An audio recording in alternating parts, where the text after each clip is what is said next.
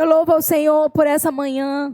Que delícia, que delícia. A gente tem experimentado do Senhor e tem visto que Ele é bom. E a sua fidelidade dura para sempre.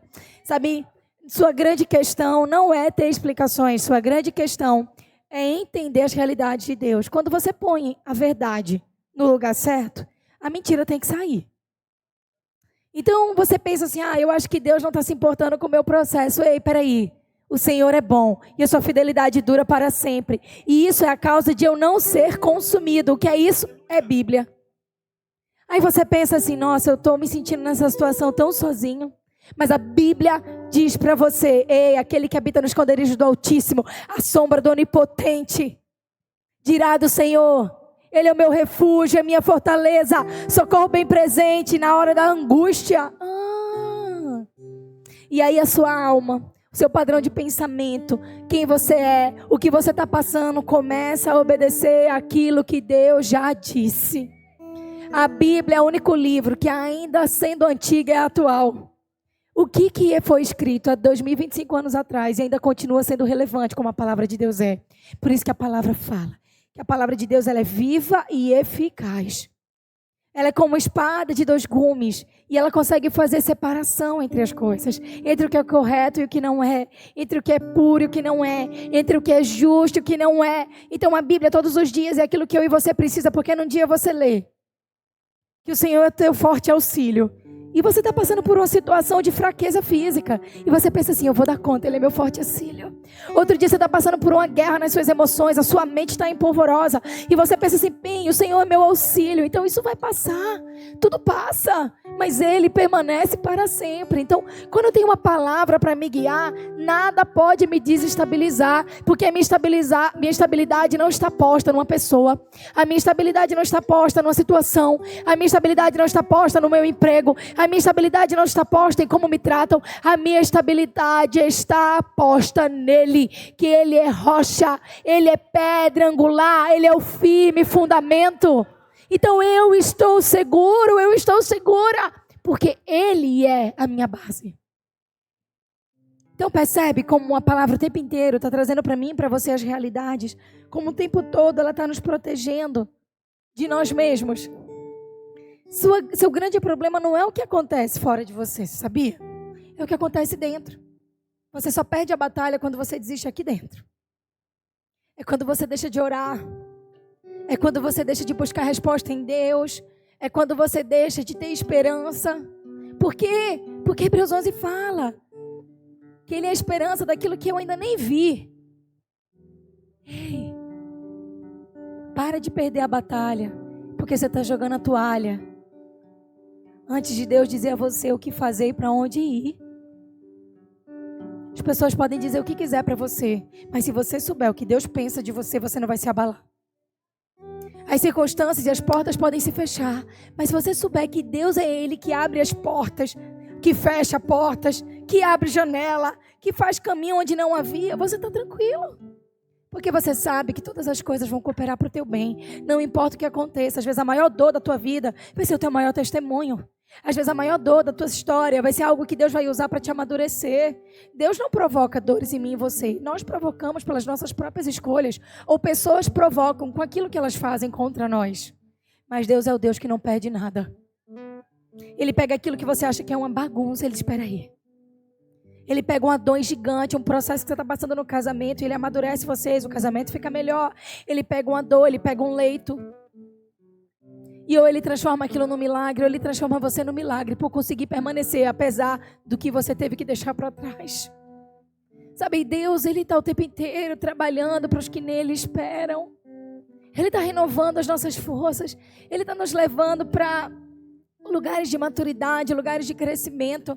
Eu jamais queria ser a mulher que eu era antes de tudo que eu tive que passar. Passar foi fácil, mas me tornou quem eu sou hoje. Chegar até aqui foi fácil? Provavelmente não. Talvez você passou por rejeição, você passou por vergonhas, por humilhações, você passou por perdas, e você pensa assim, Deus, o que você pode fazer dessa bagunça que eu tenho em mãos? Vem fazer O que nenhum homem fez, vem fazer. O que a história nunca viu, vem cumprir. Aviva-nos, vem fazer. o que nenhum homem fez, vem fazer. O que a história nunca viu, vem cumprir. O descrito em Joel. Aviva-nos. Aleluia. Sabe o que isso quer dizer? Joel já dá essa palavra para mim e para você. Em Joel 2, ele está dizendo: olha, aquilo que olhos não viram, que ouvidos não ouviram, aquilo que não penetrou o coração humano, além daquilo que você consegue esperar, além daquilo que você consegue entender, Ele pode fazer. O seu testemunho não é a cópia do que alguém viveu.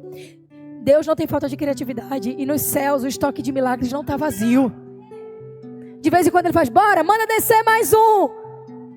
Porque não é pelo milagre que nós nos movemos, mas é pelo Senhor. E o Senhor tem alegria em realizar em nossas vidas. Você de fato não está no céu ainda. Você não foi convidado para viver uma vida sem desafios, sem problemas. É verdade. Você vai ter que passar por processos. Você vai viver o quê? 80, 90 anos. Os que mais vivem, 100. Mas a grande realidade é que aqui você pode experimentar da glória de Deus todos os dias, mas não significa que você está totalmente protegido de tudo. Significa que não importa o que lhe aconteça, Ele está lá.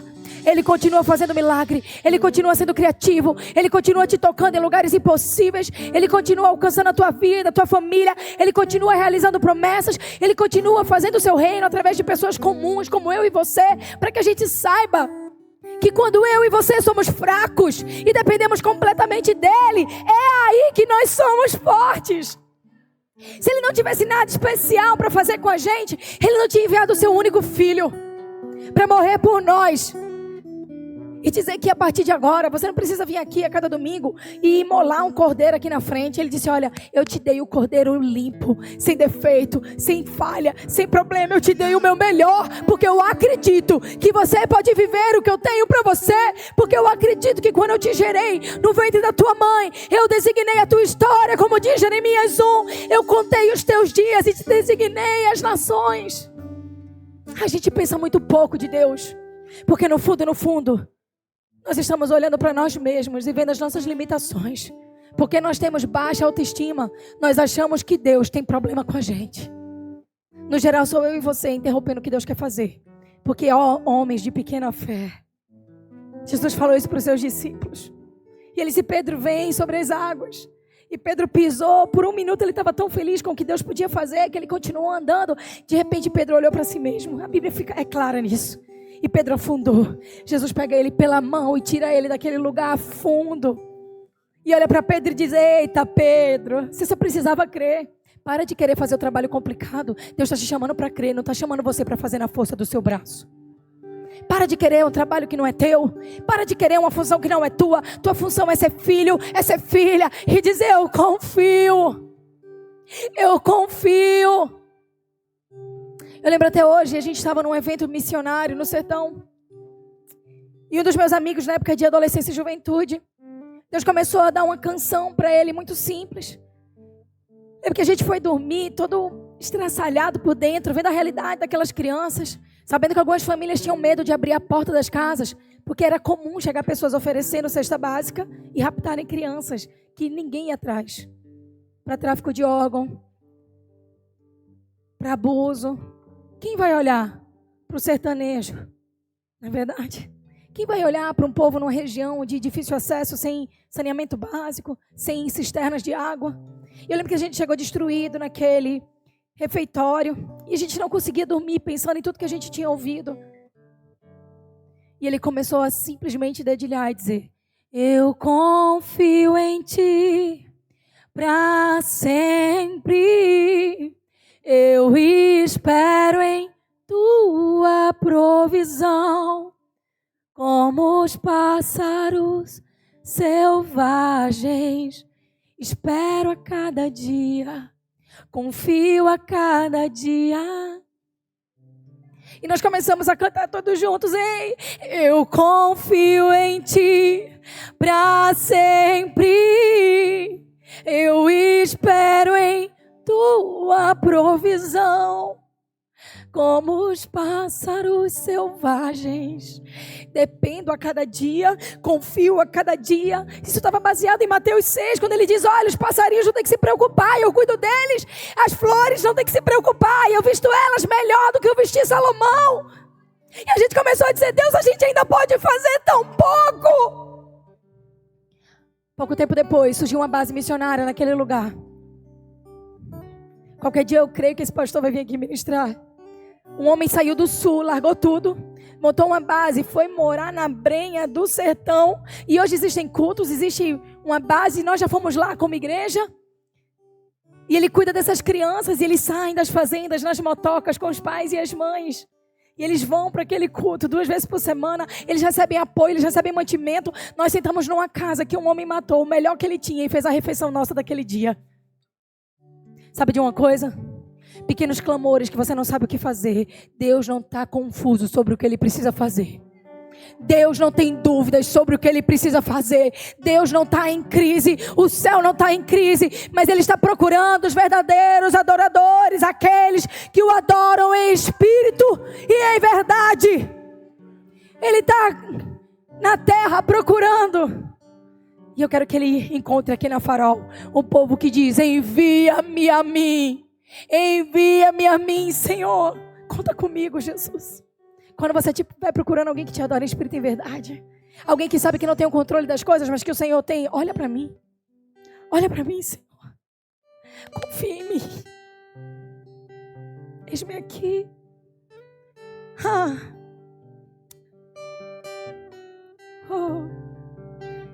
Eu não sei se você está atento, mas há uma presença doce passeando nessa manhã.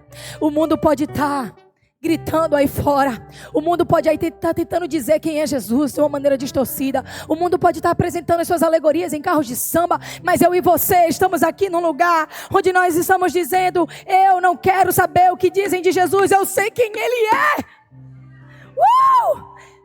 Eu sei.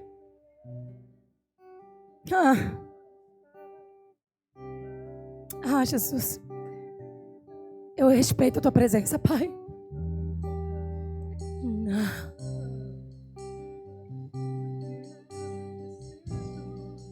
Eu preciso do Teu olhar, do Teu olhar. Eu farei o que for preciso Para Te ver, pois não posso deixar que sigas sem me perceber.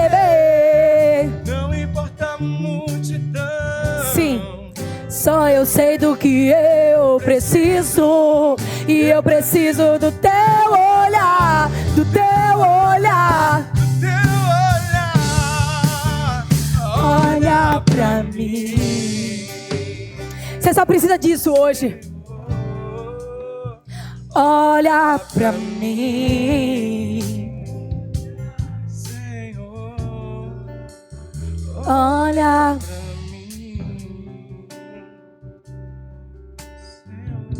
Se você tiver o olhar do Senhor sobre a sua vida, tá tudo bem. Se você tiver a aprovação de Deus, tá tudo bem. Tá tudo bem. Quero falar com vocês algo muito simples hoje. Provérbios 3, versículo 3 e 4, traz uma realidade que fala o seguinte: que o amor e a fidelidade jamais o abandonem.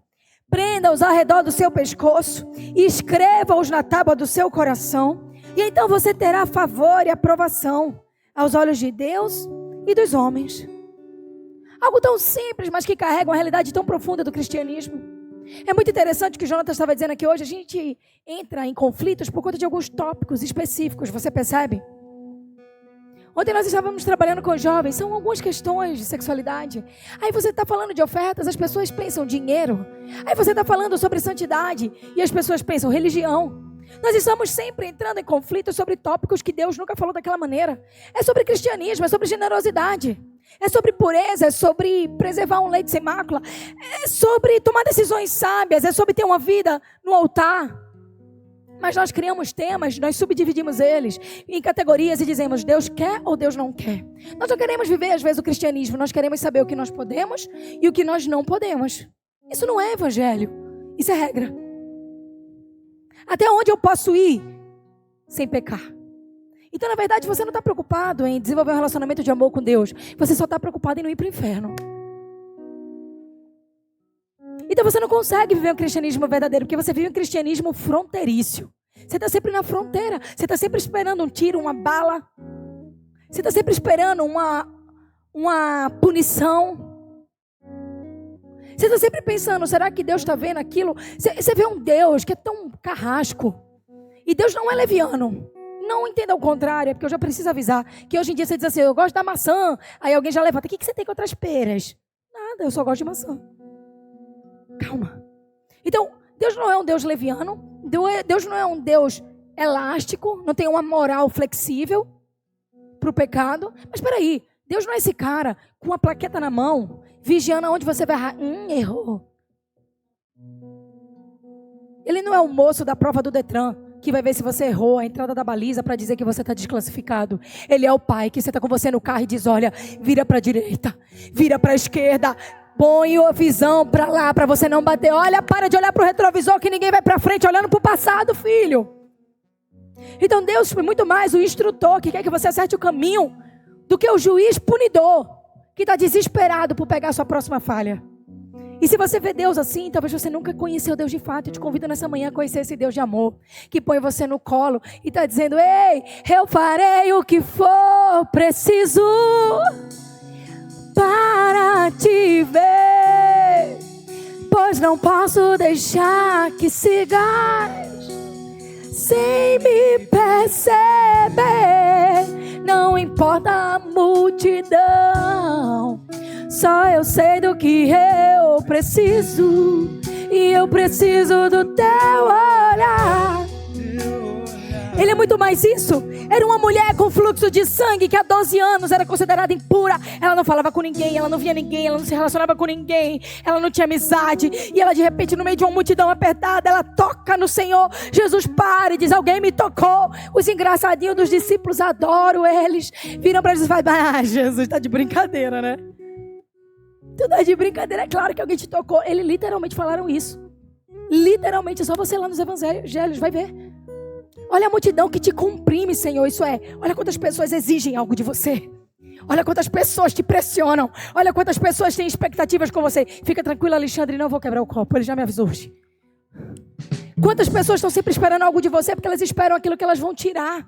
O que acontece com a garrafa se eu aperto ela? Eu tiro algo dela, certo? Se tem pressão aqui, o que vai acontecer? Vai sair algo? Então o que você vai fazer? Olha, Jesus, a multidão te comprime. Basicamente isso. A multidão está querendo algo de você. A multidão está te pressionando. A multidão, Senhor, está te tocando. Não dá para você saber quem te tocou. Aí Jesus fala, não, alguém me tocou de uma maneira diferente. Ei, de mim saiu poder. Quando eu sou fraco, é que eu sou forte. Aquela mulher no limite dela tocou em Jesus de maneira que ela se tornou forte pelo que ela recebeu dele. Ele é isso. É isso. É isso. Isso é evangelho genuíno. Isso é evangelho verdadeiro. Eu posso dizer quem ele é. Ele é lindo. Ele é maravilhoso. Ele é conselheiro. Ele é pai da eternidade. Então ele sabe quando você toca ele de uma maneira diferente. Eu estou no meu limite. Ele sabe quando você não comprime ele pelo que você pode obter, mas você está comprimindo ele porque ele é sua única saída. Ei, eu te quero. E se for preciso, me muda. Sabe, Deus, eu não quero mais viver da maneira que eu vivi até hoje. Eu não quero mais falar as coisas do jeito que eu falava. Eu não quero mais ser quem eu era. De vez em quando, o homem e a mulher que a gente matou aqui no tanque do batismo tende a voltar. E a gente tem que dizer para ele e para ela de novo, desgraçado, volta, que tu não é mais quem tu era, mas você foi feito nova vida em Cristo.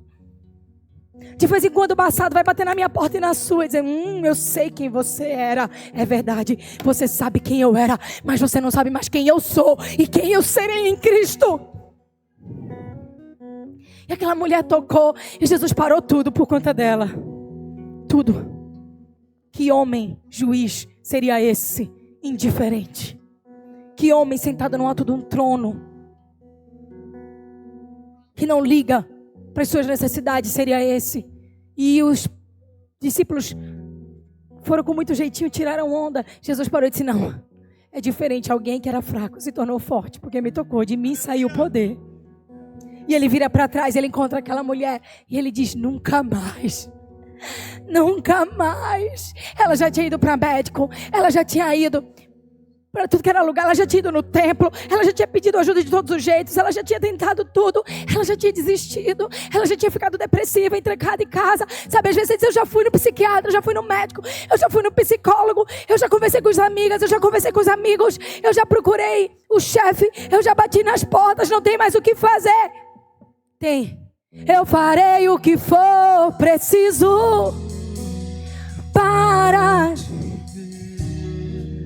Pois não posso deixar que sigas sem me perceber.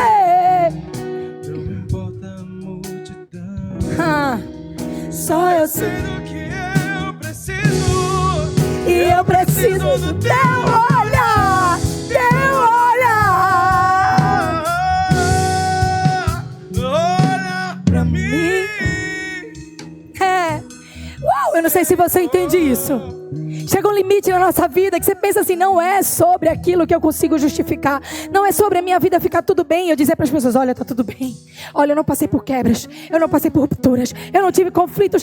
Deixa de hipocrisia, já basta o mundo que a gente vive hipócrita, fingido, julgamentoso, performático. A gente aprendeu a fingir que tá tudo bem. Não, tá tudo ótimo. Você tá destruído por dentro. Deixa ele te tocar. Você chegou no teu limite. Às vezes você está brigando com outra pessoa para provar que você é que tem mais direito. Para! Ninguém conserta nada, garantindo o próprio ego. Eu nunca vi ninguém com ego resolver questões. Não é questão de que... Vai ficar no pititi, e a sua vida vai continuar o mesmo pititi. Experimenta ser vulnerável. Experimenta dizer, Senhor, eu cheguei no meu limite, eu não consigo mudar isso. Senhor, eu tenho esse padrão de comportamento, Deus, eu preciso vencer a minha alma. Pai, aquela mulher disse, eu farei tudo que for preciso. De maneira que Jesus olhou para ela diferente. A nossa grande questão é o quanto estamos dispostos a nos largar da presença dele. A gente ainda se importa de muito. Ai, se alguém me vê chorando na igreja, é problema de quem me vê. Quero saber se Jesus está me vendo. Ai, não, vão saber que eu estou com problema. Que saiba, rapaz. A minha questão não é com problema, a minha questão é com Jesus. Se o cego tivesse vergonha, Jesus não ia poder cuspir no barro e curar ele da cegueira. E o povo estava tudo assim, quem pecou? Ele ou os pais? Jesus olhou e disse, ninguém pecou. Não é por conta de pecado, é para que se manifeste a glória de Deus. E ó, tu já pensou se Jesus ligasse para a opinião dos outros? Se eu dissesse aqui hoje, quem quer ser curado? E cuspisse na minha mão para grudar baba em tu. Queria ver quem ia vir aqui na frente. Ninguém quer ser babado. Mas a grande verdade é que aquele homem falou, não. Ei, faça o que for preciso, Senhor. Contanto que seja do teu modo e da tua maneira. Senhor, faça o que for preciso, contanto que eu seja curado. Senhor, faça o que for preciso. Às vezes eu estou aí me entupindo de remédio com ansiedade, porque não deixei Jesus ainda ter controle numa área da minha vida. Ansiedade, desespero por falta de controle. Você já entregou o controle para Deus e já percebeu como Ele pode começar a te curar? Percebo, gente, sei de tudo, sei que é coisa enzimática, sei que tem coisa que é falta de vitamina, beleza, a medicina está aí para isso, mas tem coisa que é falta de dependência de Deus, tem coisa que é não querer orar e não deixar Deus mexer naquela área da sua vida. Se não deixa Ele mexer, e se eu perder o trabalho, eu morro. Deixa de ser bobo, deixa de ser boba. Às vezes Deus quer te tirar de um lugar, te colocar em outro, mas você tem tanto medo que Ele mexa em você, que você fica ali arraigado, fingindo que está tudo bem. Deixa Deus mexer de maneira que Ele cure as tuas raízes. Eu nunca vi uma planta doente sem que a gente possa abrir a terra e mexer nas raízes. Tem coisa que Deus tem que arrancar. Esses dias eu venho falando com o Fernando entende tudo de jardinagem, e a gente conversando, tem uma árvore que já veio doente. Eu trouxe a bendita do Ceasa, eu fui enganada. O moço super simpático, o olhinho puxado, a gente conversando ali, um senhor. E não, tá tudo bem, vou até dar um desconto nela. Eu, que maravilha, glória a Deus, um desconto. Peguei a bendita da árvore. Essa árvore, desde o dia que chegou, ela vai sair umas flores lindas. Lá vim eu com a árvore, cadê as flores lindas? Cada dia que essa passava, essa árvore ficava mais seca.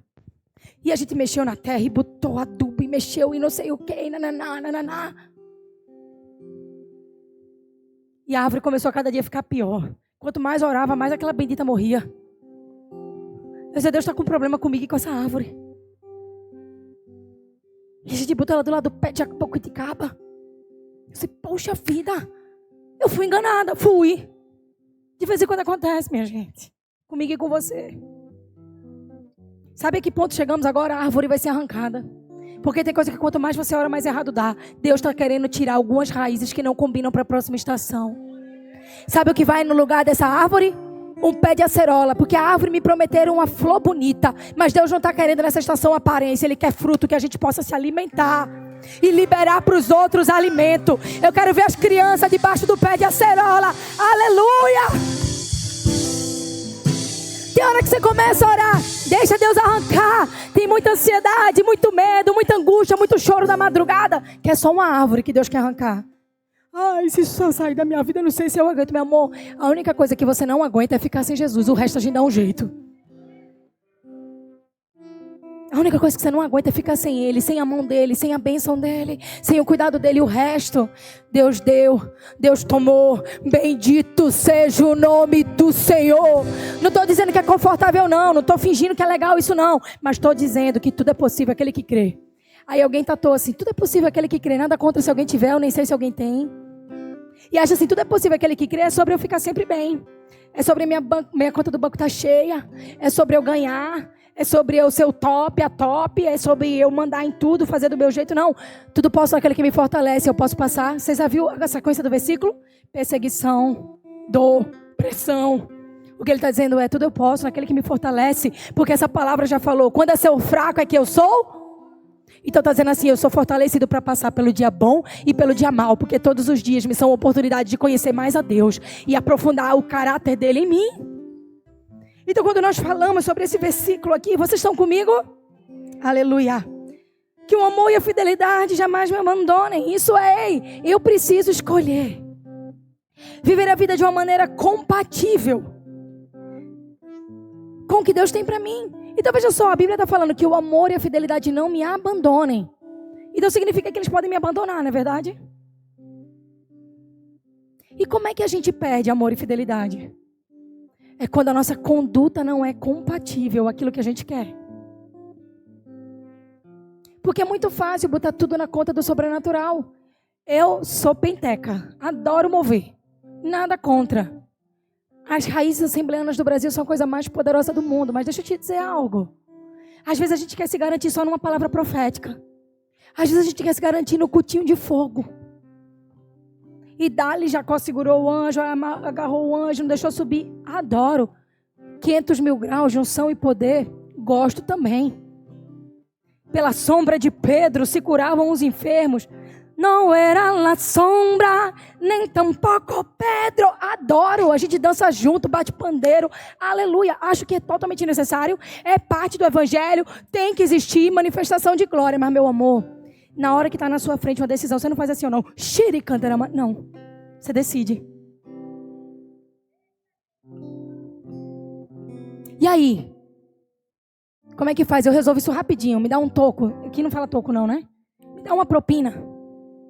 Passa uma propina pra mim que eu resolvo. Aí você faz tira e cantarama. Essa aí não faz, meu amor. Ou você diz sim, dá propina, ou diz não. Fidelidade. Aí você pega o teu cônjuge num dia difícil. Você pega a sua mulher lá no TPM de lascar. Não é verdade? Você até pode meter a mão na cabeça dela e orar por ela, mas ela vai te morder. Sai daqui, me deixa. O que você tem que fazer? Tem que amar ela. Você não vai fazer para ela, tive uma revelação aqui. Vai tanto, vai, tenta, amigo. Você vai jogar chocolate. Você vai chegar assim, oi, tudo bem? Tá, alpino. Amor, você nem sabe, hoje eu vou fazer a janta. Aí você não dá motivo. Brincadeiras à parte, você vai amar aquela mulher. Você vai procurar aquilo que naquele dia vai estabilizar, vai equilibrar ela. Você vai procurar algo que faça ela entender que é um momentâneo, que é uma emoção hormonal, que não é a realidade, quem ela é. E você vai ganhar pontinho com Jesus e com ela. Mas é uma decisão. Não adianta eu chegar aqui no domingo e receber uma palavra profética. Deus quer te enviar para as nações. Aí você chega na segunda-feira e você falta a tua aula de inglês. Decisão, fidelidade. Dia bom e dia mau. Tô cansado hoje, mas eu vou, porque isso é parte da minha promessa.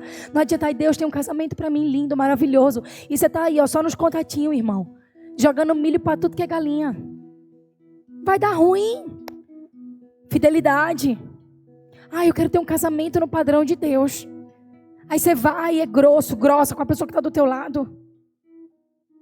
Você traz confiança, você não vai ter. Ou você conserta a tua atitude, ou o mover não te salva. Porque o mover é manifestação daquilo que Deus já fez. Mas decisão é revelação de que eu abracei o mover de Deus.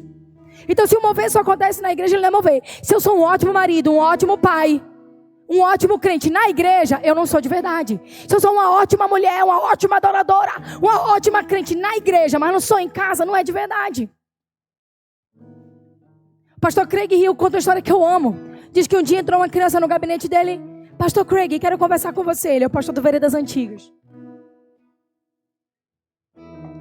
Uma criança de 5 anos e disse: pastor, eu posso vir morar na igreja?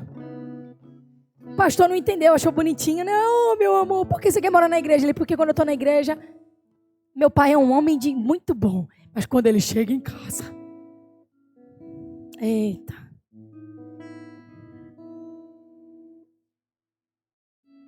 Que sério, né? Que sério você ser bom num ambiente. Então você está vivendo uma imagem. Você está sendo a flor que morreu dessa bendita árvore, mas você não está sendo a cerola para que dê de comer e dê vida para tua família. Não adianta ser bom para a imagem, para o chamado, e não ser bom para o teu chamado principal. Teu chamado principal é amar a Deus sobre todas as coisas. Teu segundo chamado é a maneira como você vive, é teu coração, é tua intimidade, é guardar teu coração do mal, é ter uma atitude compatível. Eu não posso ser pastor aqui, não ser pastor em casa. Eu não posso ensinar você a orar pelos seus filhos e não orar pelos meus. Eu não posso te ensinar a honrar o teu cônjuge e não honrar o meu. A gente aprende que o melhor é para fora. Aí você só bota a louça bonita quando vem alguém de fora. E aqueles que estão ali com você todo dia? Se tiver que quebrar, vai ter que quebrar no uso diário. Porque às vezes a visita vai na tua casa e quebra um pote. E você, tudo bem. Vai alguém que mora com você quebrar. Eu não acredito! Oxe, cadê o mover? Tá rodando a baiana? Mas não tá andando no espírito. Não, o meu melhor é para quem tem ali todo dia. O meu melhor é viver uma imagem, uma vida que eu sou imagem, semelhança de Cristo. Amor e fidelidade é uma escolha. Amor e fidelidade não é um mover. Alguém não vai chegar aqui, botar a mão na sua cabeça e de repente você vai decidir correto. Não, você vai receber uma palavra. Poder é graça. Sabe o que é poder? Graça. Sabe o que é graça? Uma medida extra para permanecer. É uma injeção de vitamina D. Tu já estava assim, bem molinho, um gudinho, levou uma injeção de vitamina D? E viu como era? No outro dia você tá assim, ó. Tá tudo certo. Você era só com baixa vitamina. Às vezes a oração, o mover, o sobrenatural é isso. É uma injeção de poder, uma injeção de graça, uma injeção que você precisa de algo que você não tem. Mas é a decisão de todo dia que sustenta esse poder na minha casa. Essa decisão de todo dia que vai me sustentar em amor e fidelidade. Então o amor e fidelidade, ela pode se apartar da gente quando a gente decide contra ela. Se eu não decidir em amor, como que eu quero que o amor seja um padrão na minha vida? Se eu não amar a pessoa difícil, como é que eu posso dizer, gente, que eu vivo o evangelho genuíno? Amar o fácil é fácil. É verdade? Amar alguém que te trata bem, que sorri pra você é top. Tu já amou? Tu já amou o excluído? Tu já amou quem mora na rua? Tu já amou aquele parente que todo mundo diz que é tóxico? Tu já deixou um bolinho na portaria para alguém que te ofende? Então você não sabe o que é evangelho ainda. Até que você ame o difícil de amar. Até que você seja fiel na oportunidade de ser infiel. Até que a propina que te daria vantagem, você agora vai depender de Deus e não vai dar a propina. Até que alguém te faz uma proposta indecente, você diz, não, isso não combina comigo. Conta a história. Eu já contei essa algumas vezes, mas vou contar que tem mais gente nova. Conta a história de que um dia o patrão chegou para sua secretária e disse, olha, você dormiria comigo?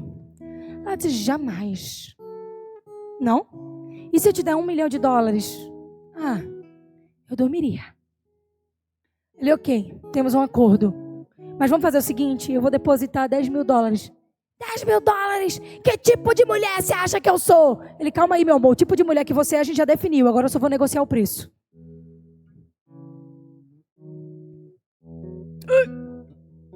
Dá esse engole aí. Porque caráter é uma coisa inegociável. E muitas vezes nós queremos viver o padrão de Cristo sem carregar o caráter dele como parte da nossa identidade.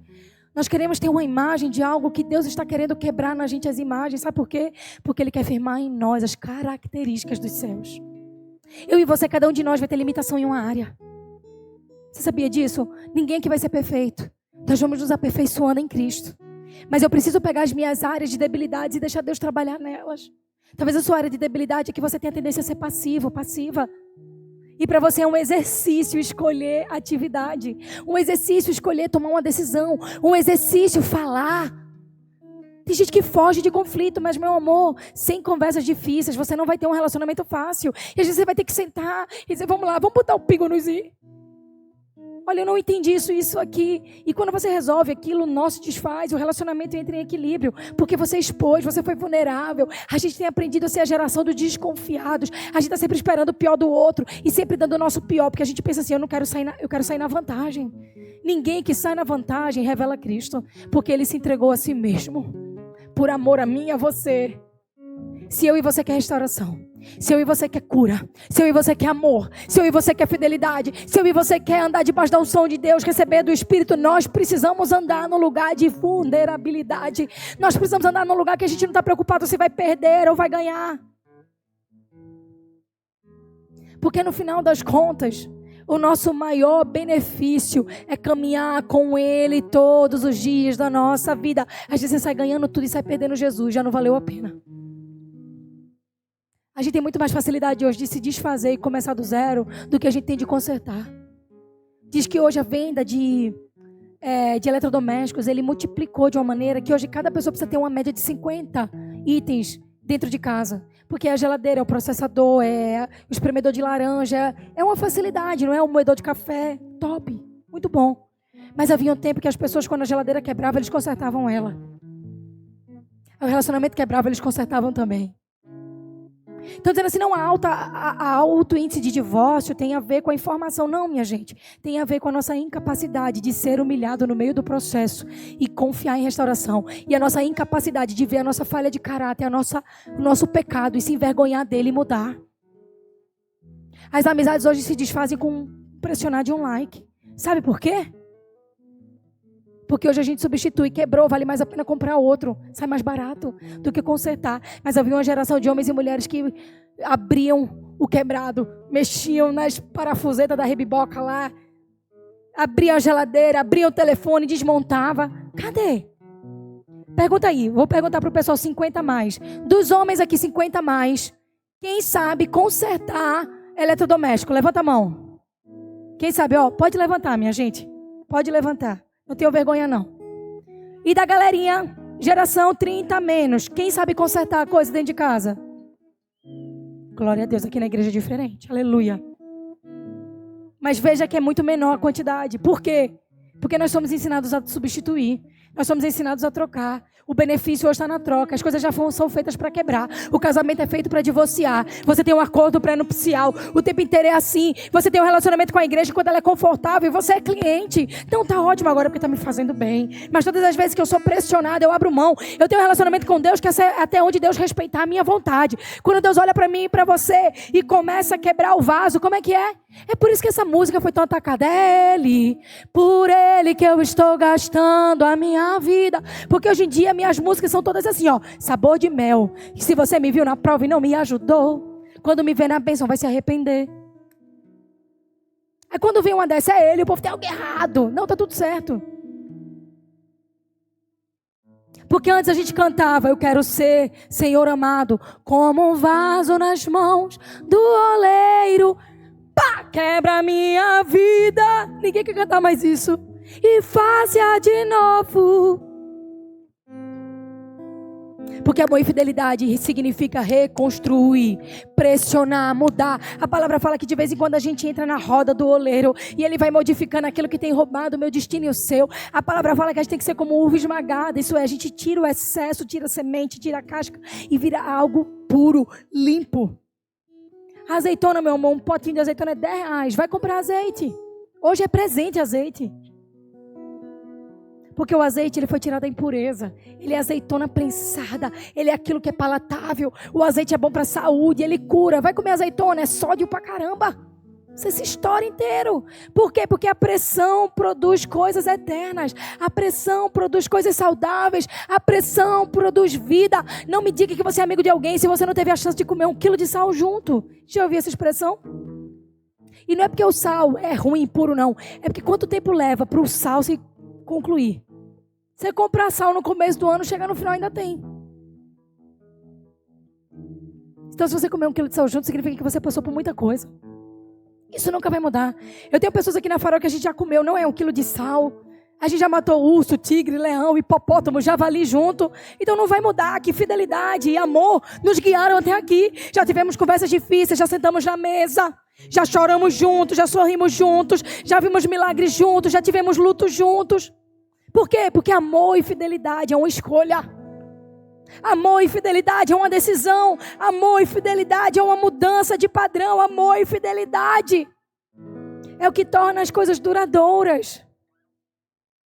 No mundo do clientelismo, a permanência é uma dádiva. Amizades genuínas. Pessoas que se importam de fato com você. Muitas vezes dizem, esses pastorinhos, vocês se desgastam muito. Amigos nossos. Gastarei minha vida aos teus pés. Se ele se gastou, eu posso me gastar. Se ele amou de verdade as pessoas, eu também vou amar de verdade, porque esse é o padrão dele.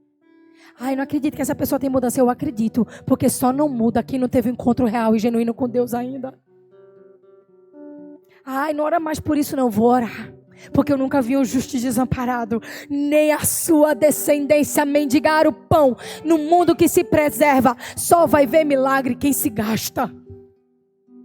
Então seu grande conflito é esse. Se gaste por Deus. Se gaste nele em oração. Se gaste nele na leitura da palavra e veja se as mudanças não vão vir.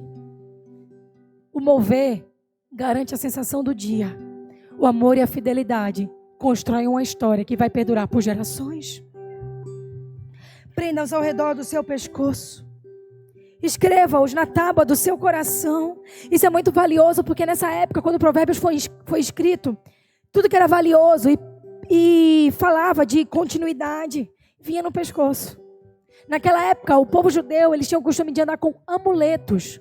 E amuletos não eram símbolos, não eram coisas de adoração, mas amuletos eram símbolos para eles, no sentido de aquilo que representava proteção. Então eles andavam com a palavra da vida deles. Por exemplo, eles andavam com Jeremias 1 pendurado no pescoço. Eu te escolhi desde o ventre da tua mãe e te designei profeta às nações. O que eles entendiam disso? Ele significava que ele tinha que andar atado ao pescoço e ao braço. Essas palavras. E essas palavras representavam o quê? Simbolizavam que havia uma proteção, que havia ali um chamado, que havia uma verdade que era da vida daquela pessoa, que era específico para ela. Será que você tem um versículo que é a tua história? E quando uma criança nascia, eles costumavam amarrar esse amuleto em volta do manto do bebê, porque ele ia crescer e aquela palavra ficaria firmada. Então a palavra fala o quê? Que para a gente atar ao nosso pescoço. Os vasos de alabastro, você acha que era algo gigante? Não, as mulheres andavam com eles atados ao pescoço. Simbolizavam o destino delas. Aquele perfume caro. Elas andavam com ela porque simbolizava que aquilo era tudo que ela era e tudo que ela tinha.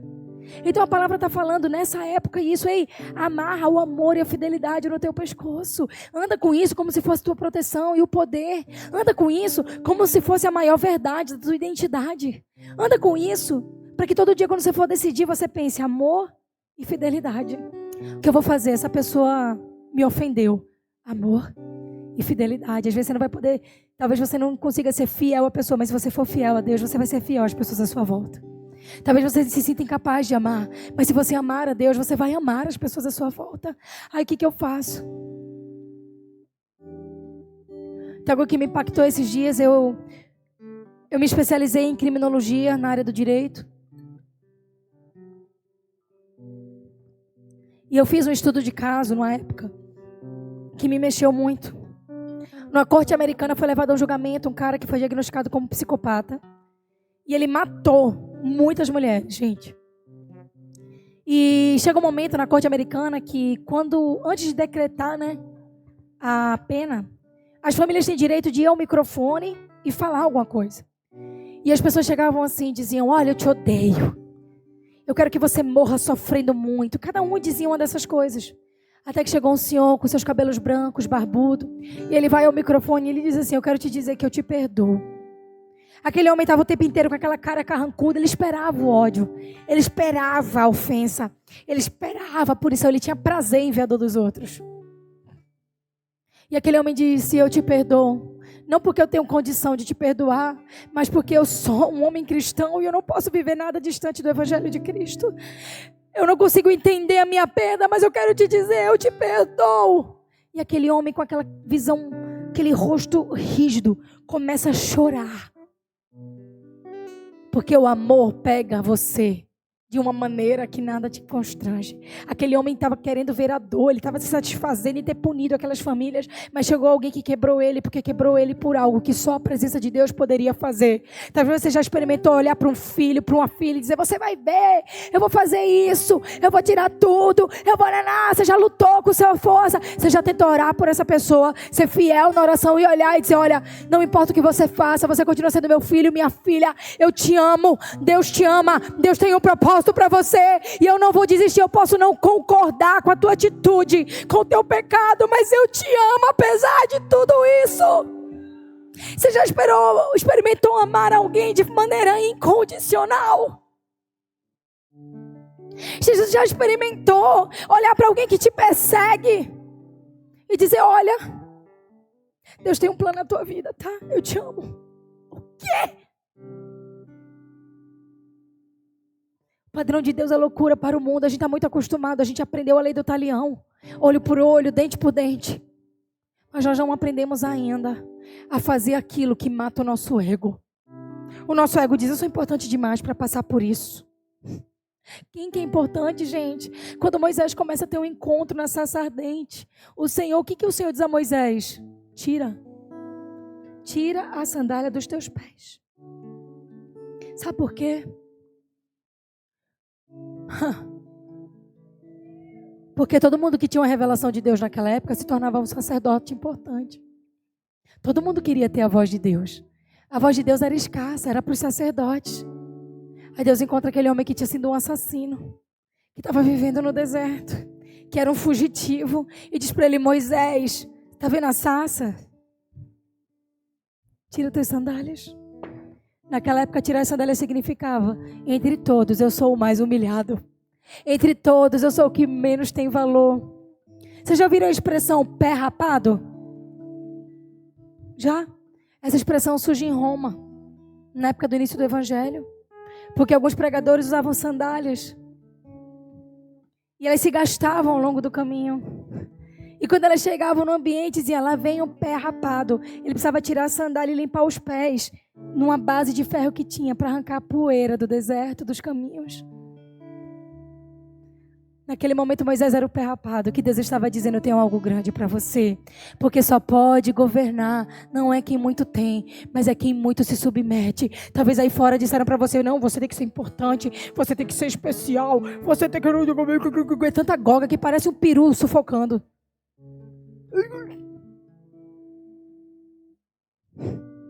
Sabe o que você tem que ter? Você tem que ter humildade de ser trabalhado por Deus. Veja onde Ele vai te colocar.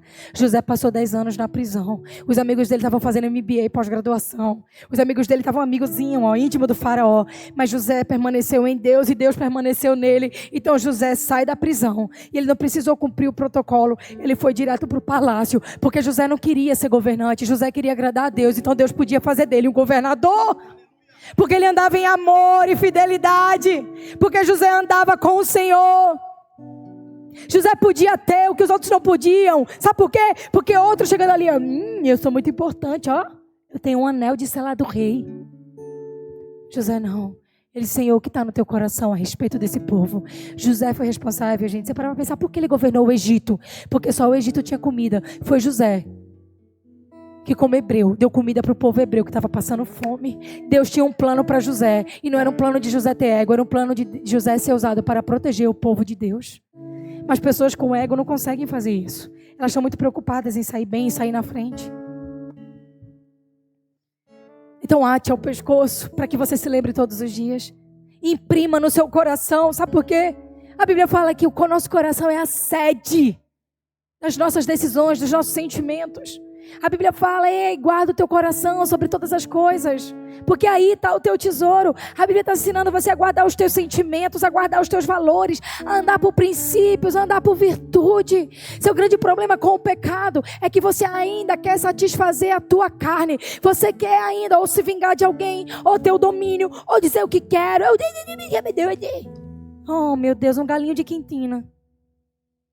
Deus queria que você fosse um leão, uma leoa, mas você é um galinho de quintina. Tem coisa mais feia que gente arengueira? É feio. É feio. Essa semana eu passei por uma situação bem inconveniente. Saí com os amiguinhos da escola do meu filho, as mães. E teve um dado momento que tinha uma menininha lá, machucando os menores. Meu filho, o rei da justiça, chega lá e diz, olha moça, sua filha está machucando as crianças pequenas. Ela deu um grito nele. Aí a mãe aqui dentro. Eu parei e fiz amor e fidelidade, tá, Ana? Aí eu cheguei bem juntinho dela e fiz, eu não grite com minha criança. Ele é uma criança. Não grite com a criança. Não tá certo. Ele vai falar aqui. Ficou todo mundo olhando assim. Ele foi mal educado. Eu disse, meu filho, com toda a mal educação dele, procurou um adulto para falar de uma criança. Você, com toda a sua educação, procurou uma criança, ao invés de me procurar como adulta.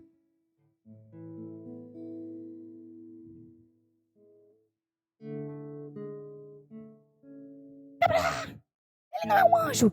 Eu não disse que ele é um anjo. Eu disse que ele é uma criança. Se você tiver mais algum comentário, você pode se dirigir a mim. Que o que eu achar conveniente eu resolvo com a minha criança.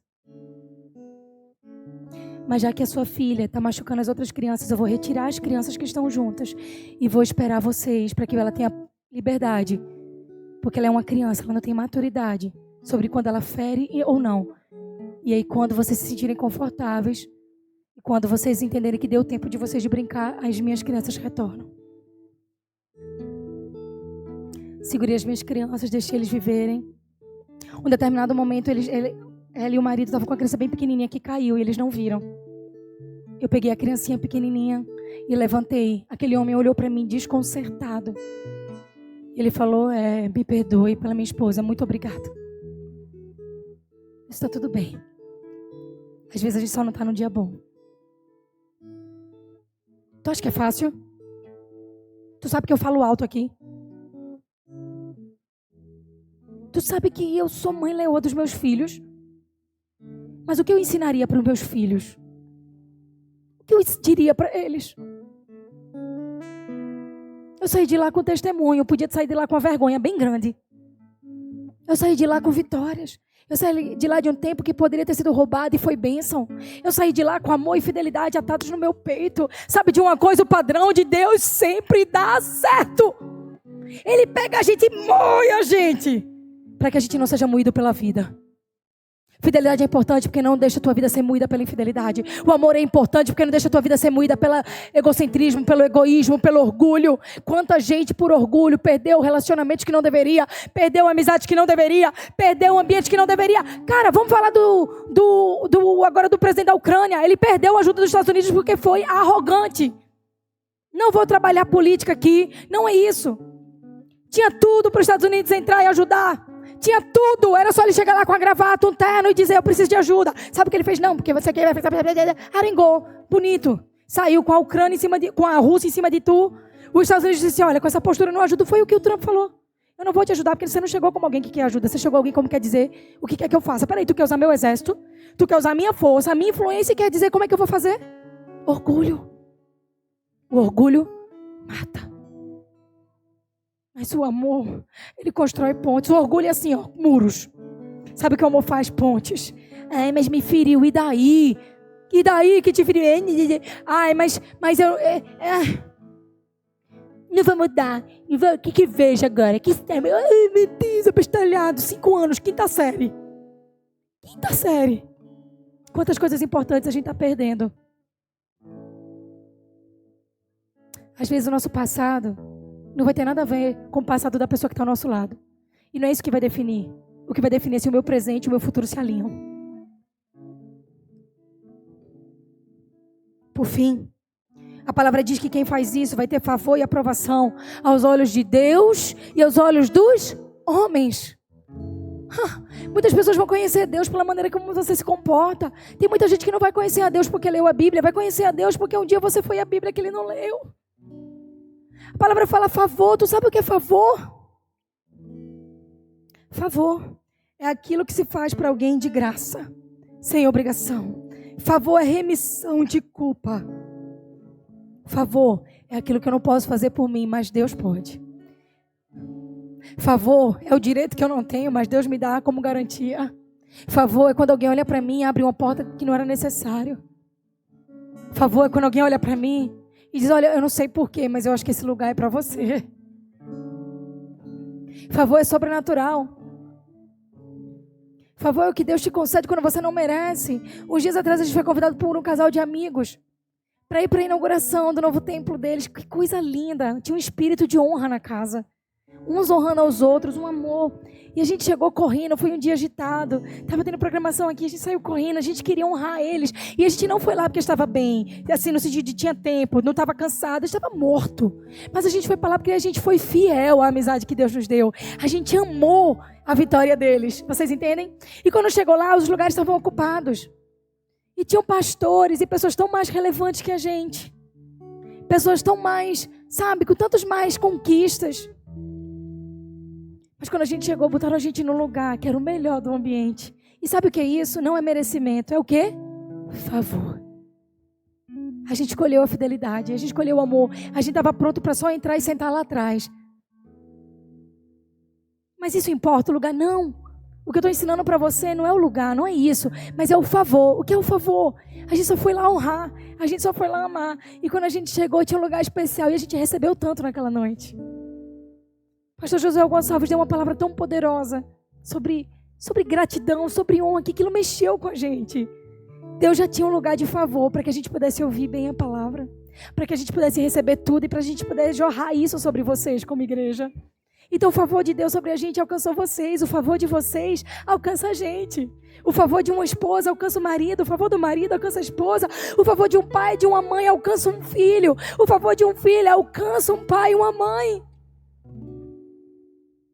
O favor de uma igreja alcança o povo e o favor do povo alcança a comunidade. É tão simples. Fidelidade e amor atados ao meu peito. E eu terei favor.